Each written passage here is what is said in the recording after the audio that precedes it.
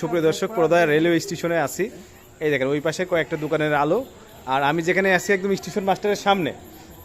এইখানে যদি আমার বন্ধুর দোকান না থাকে, একেবারে 2 নম্বর প্ল্যাটফর্ম পুরো অন্ধকার। 1 নম্বরটা আমি দেখাচ্ছি, দেখেন 1 নম্বরে 4টা দোকান আছে।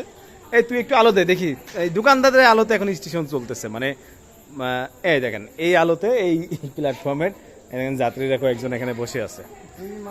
এখানে এই একটা দোকানের কারণেই একটা প্ল্যাটফর্মে আলোকিত হয়ে আছে। এখানে প্রায় আমাদের স্টেশন ধরতে গেলে ½ কিলো সব মিলাই বল, এই ½ কিলো পুরাটা প্ল্যাটফর্ম এভাবে বন্ধ করা। আমি প্রতিদিন ভিডিও করতেছি, প্রতিদিন নিউজ করতেছি, কিন্তু কোনো ধরনের প্রতিকার আসে না। প্রতিকার আসে না কেন বল?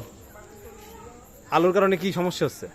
যাত্রীর হয়রানি, দুর্ভোগের মধ্যে আছে, অনেকে দেখা যায় না চুরি চারটা হয়, অপকর্ম হচ্ছে কেন? অপকর্ম হচ্ছে। মানে আমি ঢাকায় থাকা অবস্থায় শুনলাম যে এখানে ওই যে ওই 3 নাম্বার 4 নাম্বারে আরো বেশি ওইদিকে ওখানে যে আলো, মানে আমি ক্যামেরা দেখাতে পারছি না, সবই অন্ধকার। অনেক কিছুই হচ্ছে যা এগুলা ফ্লাশ হচ্ছে না, এগুলা দেখার তদারকি করার কোনো মানুষ নেই। আমাদের যে একটা ঐতিহ্য ছিল যে আমাদের এখানে অনায়াসে যাত্রীরা রাত বিরাত 24 ঘন্টা শত শত মানুষ শুয়ে থাকে, তো এই আলোর কারণে সেটার কি ঘাটতি হচ্ছে কিনা? বা অবশ্যই ঘাটতি হচ্ছে। এখানে কোনো মানুষজন থাকতে পারছে না, ভয় ভীতে সব স্টেশন ছাড়া হয়ে যাচ্ছে। মানে অপকর্মটা বেড়ে যাচ্ছে, তাই না কোনো ভাই? সিকিউরিটি নেই। সিকিউরিটি নাই, এটা দোকানদারের কথা। এটা ভাই একটা সচেতন মানুষ। এইটা আলোয় দাঁড়ান, আপনাদের মুখ দেখতে পাচ্ছি না, এইখানে দাঁড়ান। মানে আলোর কারণে কি সমস্যা কি হচ্ছে ভাই বলেন? আলোর কারণে মানে অনেক সমস্যা।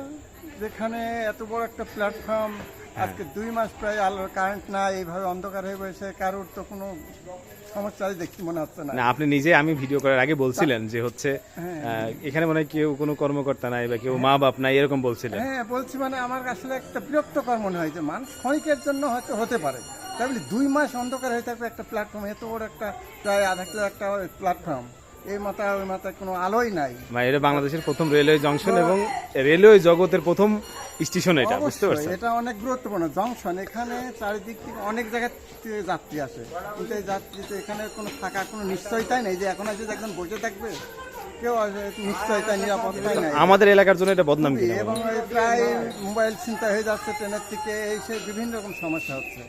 এটা তো আমার কাছে মনে হচ্ছে এখানে দেখাশোনার কোনো মানুষই নাই আজকে। কি চাচ্ছেন আপনি তবে? আমি চাচ্ছি তাড়াতাড়ি এখানে সমস্যার সমাধান হোক, আলোগুলো সব। তারপরে এটা বাদেও প্রায় অর্ধেক এই প্ল্যাটফর্মে যতগুলো লাইট জ্বলে এমনিতেও ম্যাক্সিমাম লাইট অফ হয়ে গেছে। এটা তো নষ্ট হয়ে আছে, আর এর পরবর্তীতেও জ্বলে না, যেগুলো জ্বলতো সেগুলো জ্বলে কোনো লোক নাই। মানে আলো যেটুকু আছে সেগুলো হচ্ছে দোকানের আলো নাকি?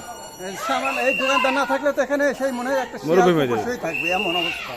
ঈদের মধ্যে আরো সমস্যা। এখন আরো বেশি সমস্যা।